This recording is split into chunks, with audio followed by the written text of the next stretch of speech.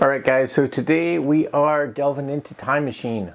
Oh yes, it's one of those features on the Mac that any one of us that has a MacBook or an iMac or a Mac Mini or a Mac Pro or whatever, it's one of those features that if you don't have any other backup, for whatever reason, maybe you prefer some other one that you use, and that's cool.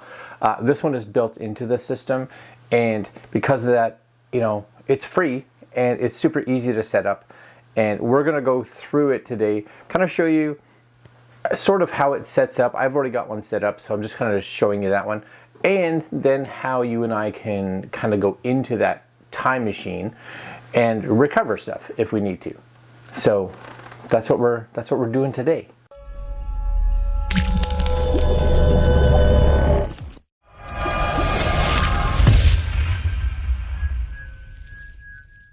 All right, so here's my machine here. Now, for you and I to actually have Time Machine functioning, what we need is something like this, right? So this is an external hard drive right here. This is a portable one made by LaCie, but you can get whatever. I like this drive. This one I don't actually use as my backup. This one I actually use when I'm out and about because it is one of these like drop-proof, waterproof type drives. But you can use any one, full desktop size, portable. One of the things I do recommend for those that are or haven't bought an external hard drive yet for this, two things actually. Number one is that whatever the drive is that you're backing up, which is primarily going to be your internal hard drive on your computer, your backup should be, or the backup hard drive storage wise, we should look at least doubling it. So if you have a terabyte as your internal, you should look at least a 2 terabyte, if not even bigger. And that's kind of minimum, is at least doubling. You know, my MacBook here is a 512 gig internal. So I should look at least a 1 terabyte. I actually back up to a 2 terabyte because it's one of the more cost effective when you look at price per gig. And the reason for that is that Time Machine is not just a direct duplicate of the drive. Based on its name, it actually stores files backwards in time. So the drive that you're backing up to, this guy, will fill up and will actually use more storage than the internal drive use. And that's kind of cool. So if we delete a file that we know we had 2 months ago, we can go into Time Machine and go back 2 months and find that file, which is really nice. So we're going to go here now and kind of see how this sets up. So again, I have a hard drive plugged in right now, so it is already set up. But to set up Time Machine, there's a few things that you want to see here. Now, number one, you'll actually see on my computer right at the very top here, there's what looks like a little backward clock right there, and that's the actual Time Machine icon. You may not have it there, but if I click on it, there's a bunch of information, and you see I can open up Time Machine preferences. But I'm not going to get it there because if you guys don't have it on your actual menu bar, then this isn't helpful. We're going to go down to System Preferences, which again could be on your dock, which is down here, looks like a little gear, or for sure it's under the Apple where it says System Preferences. Now, of course, I'm doing this on Apple's newest operating system at time of filming, which is Big Sur. This may look a little different depending on when you guys are actually watching this video, and or if you have an older operating system. But what we're looking for right here is this you'll see Time Machine, right? Nice little kind of green. So we're going to click on that, and this is it. So a few things here.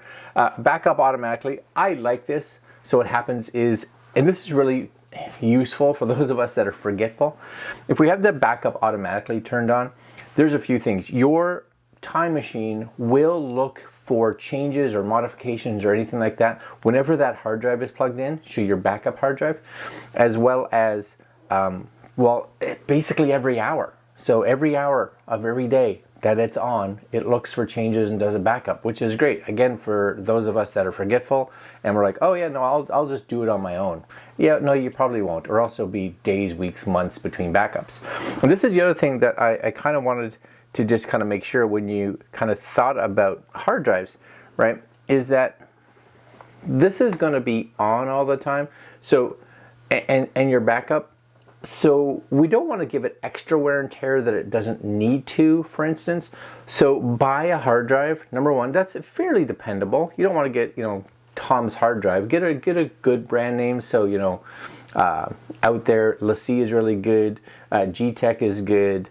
I use some Seagates, Western Digitals, etc., etc. But get a brand. Those are pretty important. And again, that drive, use it only as your time machine drive. Don't be like, cool, I'll use it as my time machine drive, but I can also do other stuff with it. No, get a drive and it's dedicated as your time machine drive. It's not going to get used for anything else. Speed-wise, who cares? It doesn't really matter. You don't need to invest in a fast drive. It's a backup. It's just doing its stuff in the background, so it doesn't really matter. If you're using an older drive that you're deciding that you're like, I haven't used this, just realize that when you plug this in and get it ready, it is going to erase it. So anything on it will be lost. It has to start kind of from scratch. So a couple things here just to be aware. Now, when you plug that drive in, Time Machine, if it's brand new, if it's a brand new drive, Time Machine just should pop up if it's never been configured and say, can we use this drive as your Time Machine backup? Because Time Machine wants to be set up. So at that point, you literally just hit yes. It'll say, can we format it? Yes. It'll say, are you sure? Because you're going to lose everything on it? Yes. Right. And then you're good, off the races. If not, you're going to kind of have to come into this area here and you'll see select disk. Now I have this disk and you'll see it goes green. You'll have to select it so that it actually chooses that drive. After you've selected it, again, that's pretty much it. And you'll see here, and this is important too, right?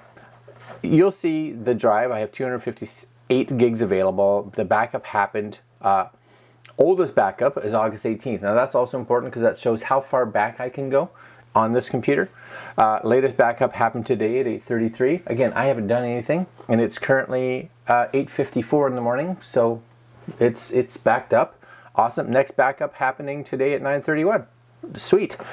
And then it shows how it's going to kind of do all those backups. Good information, most definitely. This one down here, show time machine and menu bar. I like that because that's how I get this icon. Just because it's easy for you and I to get to. I like that. Last but not least, there's a little options here. And the options allows us to exclude. Make sure you realize this is exclude from backup, not include. It's exclude. So if there's folders that you don't want backed up, you'll see here I actually have desktop and documents not being backed up to the hard drive. And there's a reason for that. Mine are being backed up to iCloud. And if you don't understand that, please, we have an iCloud for Mac little overview. Go watch that. That explains kind of why I'm not having those. But you'll also see all my externals are kind of being excluded as well. But you can include them. So let's say you do a lot of stuff to another external. It's a saving drive. You could actually say, no, I want Time Machine to actually back up the internal drive and that drive. So I would take this out of the exclude. Now you have to be aware again that your Time Machine drive, so the drive we're using for backup, has to now be big enough to include both those drives. So if this internal drive is a terabyte and the drive here that I want to include is a terabyte, that's 2 terabytes, I should get a Time Machine backup hard drive that's probably 4 terabytes, right? Always try to double at least. So just kind of be aware, little things in here. But this is good. You'd actually just hit plus to, and it sounds kind of counterintuitive, right? You'd hit the plus to add a location that you want to exclude, right? So you're adding a negative. If you minus it, you're saying, no, I want that to be included in the backup. So a little weird, but you'll get it, right? All right, I'm going to cancel this because there's nothing really important. It does say that right now my estimated size of backups is about 400 gigs. If I were to add these in there, you'll see it says this drive would add 4 terabytes, this would add 14 gigabytes, this would add 1.53 terabytes, etc., etc. If you made any changes, make sure you hit save. I didn't, so we're just going to cancel that. So that's really just how you set it up. Once it's set up, again, you just kind of set it and forget it, you know? If it's a laptop, just remember to plug in your drive, because a lot of times we have these. This is my laptop here, right? And we're carrying it around, and we put it back wherever to charge, do whatever it is, and we forget to plug in our time machine drive, just remember to do that. On an iMac like this, for instance, that drive's plugged in 24 hours a day, so I don't even have to think about it, which is great. Now, the one thing, I'm going to close this here. Now, the one thing to also realize is with this little icon, which is what I like, it's really important for you to go in and validate that your backup is actually happening. So that's why I like this icon, because we can click, you'll see it last backed up successfully at 8:33 this morning. Excellent. I can even, if I do something, let's say I'm doing something really important and I want to make sure I don't lose those files, I can force it to do a backup. I can be like, backup right now, click, and it'll do that backup, because as we saw before, it had scheduled to do it probably about a half an hour from now. Maybe I'm just like, I don't want to wait that half an hour. Force it, do it. Or maybe I'm leaving somewhere. So I'm going to force it to do it now before I leave. So a few things here. And again, if you hit that open time machine preferences, it takes you right where we were. Now, this has gone through multiple backups. Again, we saw all the way back to about, what does it say? I think it was August.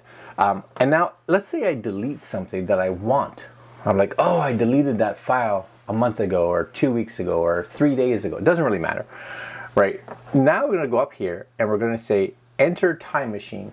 Now, if you don't have this icon up here, if you just bring up your spotlight, which is this fella, you can actually just type time machine, and you'll see time machine here. It's the green one. Sorry, it's the one under applications, not the one under system preferences. So you can click on this one.